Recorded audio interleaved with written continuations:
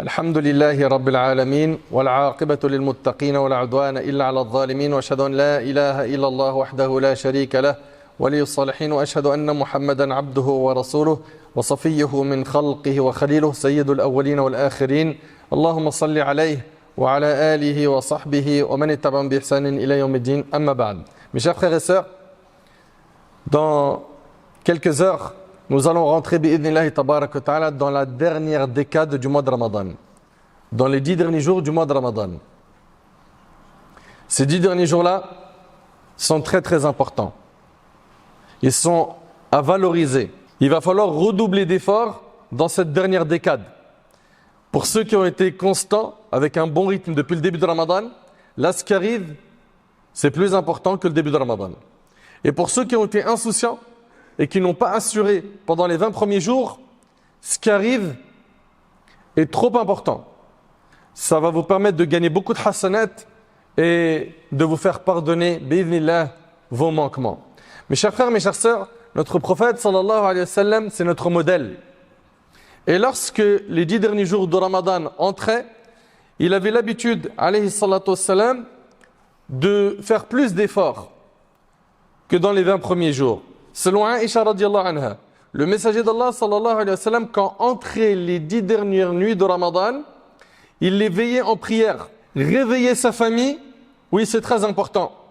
Très important mes frères, de ne pas laisser nos épouses et nos enfants dans l'insouciance, al-ghafla, dans les péchés. Malheureusement, beaucoup de frères vont se soucier de l'état de leur cœur et ils vont faire le nécessaire pour se racheter auprès d'Allah pendant ce mois, mais ils vont négliger leurs épouses, leurs enfants. Ils ne vont pas les motiver. Ils ne vont pas chercher à faire en sorte que toute la maison vive une spiritualité importante. Car les heures qui arrivent, wallahi al-azim, elles sont trop importantes. Elles sont trop importantes. Lorsque entraient les 10 derniers jours de Ramadan, le prophète sallam, il les veillait en prière, réveillait sa famille. N'oubliez pas, Allah Ta'ala dit Ya ayyuhalladhina amanu qu anfusakum wa ahlikum nara. Ô vous qui avez cru, préservez-vous ainsi que vos familles du feu de l'enfer. On a une responsabilité envers notre famille. Et dans le hadith, elle dit et il redoublait de ferveur. Et il redoublait de ferveur. Il faisait énormément d'efforts alayhi salatu wassalam dans les 10 derniers jours de Ramadan. Et le hadith il est rapporté par Bukhari et Muslim. Les heures qui arrivent sont trop importantes et il va falloir mettre de côté le repos, le très grand nombre d'heures que l'on passe à dormir. On est dans un mois où on doit faire beaucoup d'efforts. Quand est-ce que tu vas te retrousser les manches et tu vas te prendre au sérieux? Pendant ces 20 premiers jours de Ramadan, qu'est-ce qu'on a fait? Est-ce qu'on est satisfait de notre bilan? Est-ce que tu as atteint tes objectifs en termes de lecture de Coran? La prière surrogatoire, tu t'es dit tous les soirs je vais aller à Tarawih. Tu as respecté cet engagement que tu as pris avec toi-même? Si ça n'a pas été le cas, les derniers jours qui arrivent là, il va falloir que tu retrousses tes manches et que tu fasses beaucoup d'efforts. Parce qu'il faut garder en tête qu'il est possible que ce soit le dernier Ramadan qu'on jeûne. La mort ne prévient pas mes frères et sœurs. On vous l'a déjà dit. Parmi les signes de la fin des temps, il y a la mort subite. Pendant ces 10 derniers jours, on a une nuit très particulière qui est la nuit du destin. Allah tabarak wa ta'ala a dit concernant cette nuit Inna anzalnahu fi laylatil qadr wa ma adraka ma laylatul qadr khayrun min alf shahr. Nous avons fait descendre le Coran pendant la nuit éminente du destin. Le Coran, il a été révélé pendant la nuit du destin. Allah ta'ala il nous dit nous avons fait descendre le Coran pendant la nuit éminente du destin. Le Coran, il a été révélé la nuit du destin. Allah Ta'ala, il dit, qui te dira ce qu'est la nuit du destin? L'œuvre accomplie pendant la nuit du destin, nous dit Allah, est meilleure que cette même œuvre accomplie pendant 1000 mois. Allahu Akbar. Et notre bien-aimé, alayhi salatu wassalam, dans Sahih al-Bukhari, selon Abu Hurayra, radiallahu anhu, a dit, quiconque veille la nuit du destin avec foi et espoir en la récompense divine, ses péchés antérieurs lui seront pardonnés. Et c'est rapporté, on vous a dit, par Bukhari et Muslim. Subhanallah. Tu vas faire des efforts à prier la nuit du destin, Allah il te pardonne tes péchés passés. Et cette nuit-là, elle a des particularités. Premièrement, c'est que c'est dans cette nuit qu'Allah tabaraka wa ta'ala a révélé le Coran. En fait, le Coran est descendu intégralement lors de cette nuit au ciel le plus proche de la terre pendant le mois de Ramadan, puis révélé progressivement en fonction des événements au fil des mois et des jours pendant les 23 ans de révélation qu'a connu le prophète sallallahu alayhi wa sallam. Deuxième particularité de cette nuit qui est la nuit du destin, c'est qu'elle est meilleure que 1000 mois. Allah Ta'ala dit Laylatul Qadri khayrun min alfi shahr. Subhanallah. Plus de 80 ans d'adoration. Le prophète sallam dans un hadith, il a dit ma communauté vivra entre 60 et 70 ans et peu d'entre eux dépasseront cet âge. Est-ce que tu réalises que là, si tu mets le paquet la nuit du destin, eh ben, tu as la récompense de l'adoration d'une vie, une vie entière. Plus de 80 ans d'adoration. C'est énorme. Parmi les particularités de la nuit du destin, c'est que c'est une nuit bénie. Allah Ta'ala dit Inna anzalnahu fi laylatin mubaraka. Nous l'avons fait descendre en une nuit bénie. Parmi les particularités de la nuit du destin, c'est que pendant cette nuit, les anges descendent du ciel vers la terre par ordre d'Allah Tabaraka wa Ta'ala. Tanazzalu al-malaikatu war-ruhu fiha bi'idhni rabbihim min kulli amr. Durant cette nuit, nous dit Allah, les anges et l'esprit c'est l'ange Gabriel, ne cessent de descendre du ciel vers la terre sur ordre de leur Seigneur, porteur de tout ce qu'Allah a décrété pour l'année à venir.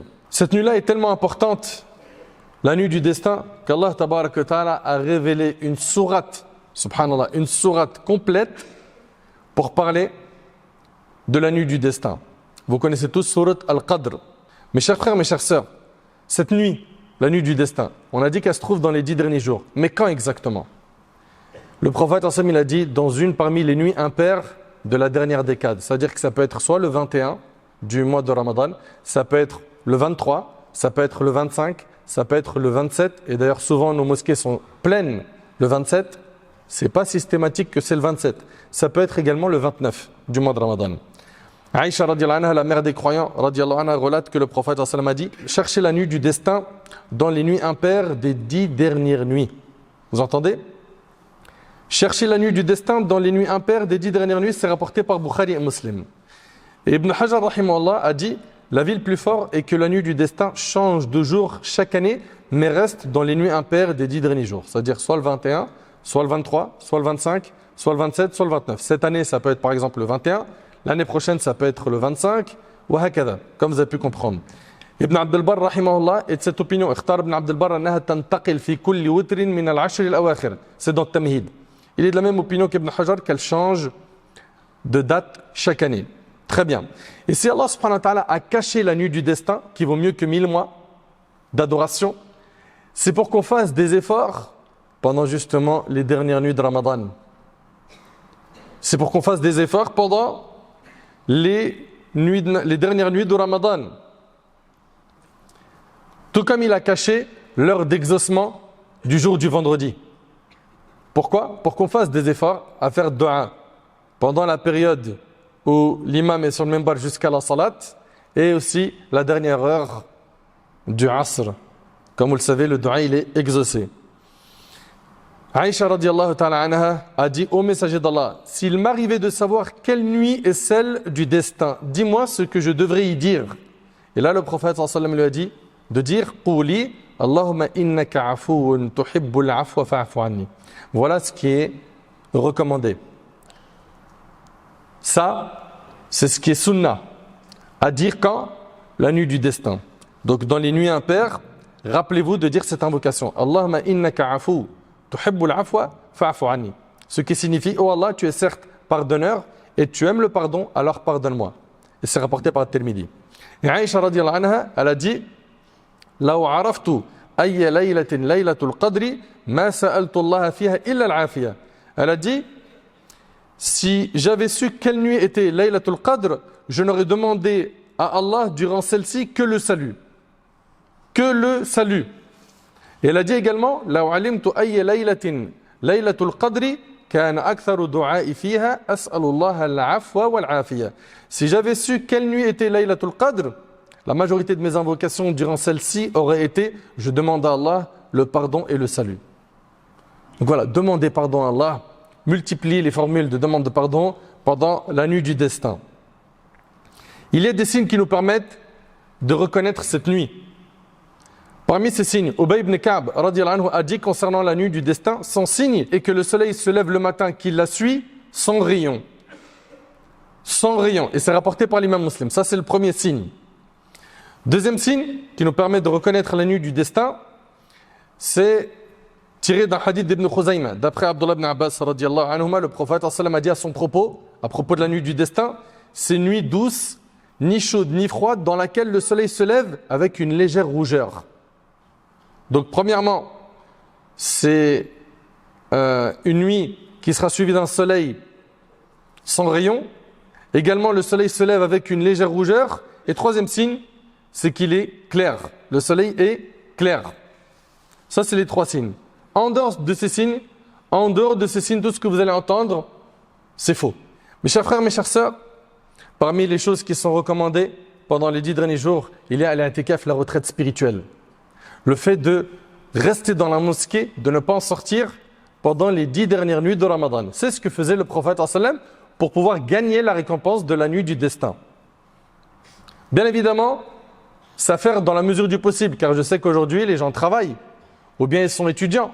Mais si quelqu'un peut le faire pendant les 10 jours, c'est très bien. Il aura fait la sunna du prophète alayhi salatu wassalam. S'il ne peut pas, au moins une nuit complète.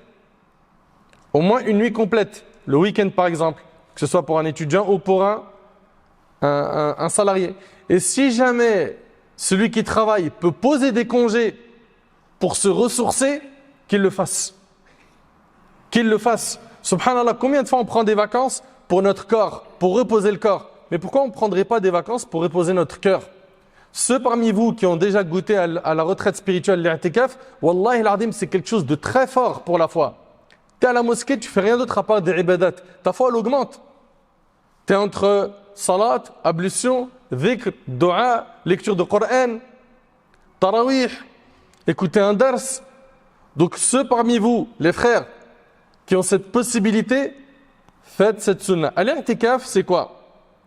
Étymologiquement, le mot i'tikaf signifie s'attacher à une chose, bonne ou mauvaise, et s'y consacrer totalement. La définition religieuse de l'i'tikaf, c'est rester à la mosquée dans l'intention de se rapprocher d'Allah subhanahu wa ta'ala.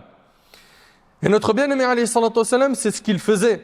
D'ailleurs, dans le Bukhari, il a dit, celui qui a accompli la retraite spirituelle avec moi, qu'il se retire les 10 derniers jours. Et on rapporte de Aïcha radiyallahu anha que le prophète sallallahu alayhi wa sallam faisait sa retraite, l'i'tikaf, pendant les 10 derniers jours de Ramadan. Et ce, jusqu'à sa mort. Subhanallah. Et elle rapporte à Aïcha, par la suite dans le hadith, ses épouses continuèrent à le faire, et c'est rapporté par Bukhari et Muslim. Donc les femmes aussi ont le droit de faire l'i'tikaf. Au niveau de la retraite spirituelle, on a dit, la sunna, c'est de faire ça les 10 derniers jours de Ramadan. Ces 10 derniers jours, ils commencent quand? Ils commencent, donc c'est-à-dire la personne, si elle veut faire les 10 derniers jours dans la mosquée, faire l'i'tikaf comme le prophète sallallahu alayhi wa sallam, elle devra rentrer dans la mosquée avant Salat al-Maghrib, le 20e jour de Ramadan. Avant Salat al-Maghrib, le 20e jour de Ramadan. Et c'est l'opinion des 4 écoles. Et dans la mosquée, quand il sera en i'tikaf, il sera en adoration. Il ne vient pas ici pour s'amuser, jouer, parce qu'il y a une bonne ambiance, parce qu'on m'a dit il y a beaucoup à manger. Cette mosquée-là, d'ailleurs, les repas qu'ils font, c'est incroyable. Ils font plein de spécialités. Lundi, c'est tu manges pakistanais, mardi, c'est sénégalais, mercredi, c'est le couscous. Tu es venu ici pour manger? Vous êtes sérieux là? Tu es venu ici pour te consacrer à l'adoration. Ou bien d'autres qui vont venir à l'i'tikaf, pourquoi? Faire des stories et polluer la mosquée avec leur téléphone. Laissez vos téléphones dans vos poches. Soignez-vous de cette maladie du smartphone. Ils le sortent partout. Vous venez pas à la mosquée pour faire des stories, pour vous mettre en avant. Qu'est-ce que tu cherches là en fait? Tu cherches à impressionner les gens, à attirer leurs éloges. C'est l'ostentation que tu vises. Comprenez bien qu'on vient ici avec des bonnes intentions. Avec des bonnes intentions, c'est pas pour s'amuser. Et pendant l'i'tikaf, celui qui est en retraite spirituelle, il ne sort pas de la mosquée, sauf pour une raison valable.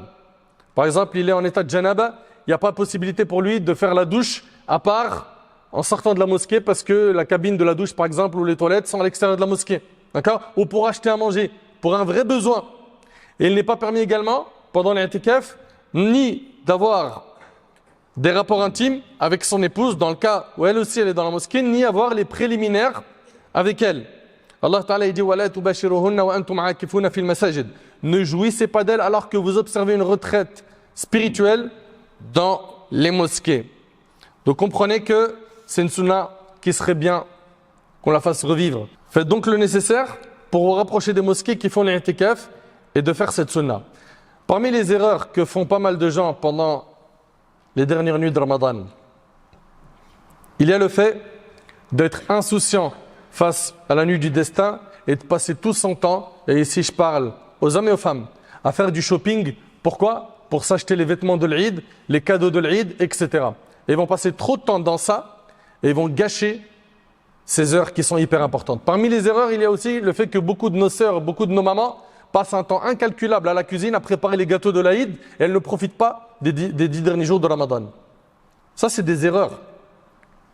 Parmi les erreurs, il y a aussi le fait que certains vont prier Tarawih au début de Ramadan et les 10 derniers jours, ils sont fatigués, ils s'essoufflent. Alors que non, c'est dans les 10 derniers jours, il faut continuer à progresser dans nos efforts. Parmi les erreurs, il y a le fait que certains vont délaisser l'ibada pendant la nuit du destin et vont scruter le ciel. Est-ce que le ciel il est clair ou pas pour que je sache? Est-ce qu'aujourd'hui c'est la nuit du destin? Occupe-toi de ton âme. C'est ça le plus important. Parmi les erreurs également, il y a le fait de venir la nuit du 27 et mettre le paquet et la nuit du 29, il n'y a plus personne dans la mosquée. C'est une erreur. La nuit du destin peut très bien tomber le 29 du mois de Ramadan. S'il vous plaît, passez l'information à vos frères qui vont venir ici que le 27. Mes chers frères, mes chères sœurs, les dernières heures là, elles sont décisives. Peut-être qu'on a eu des manquements pendant les premiers jours de Ramadan. Ce qui reste est trop important pour qu'on soit dans la fainéantise, la paresse, qu'on passe notre temps à dormir.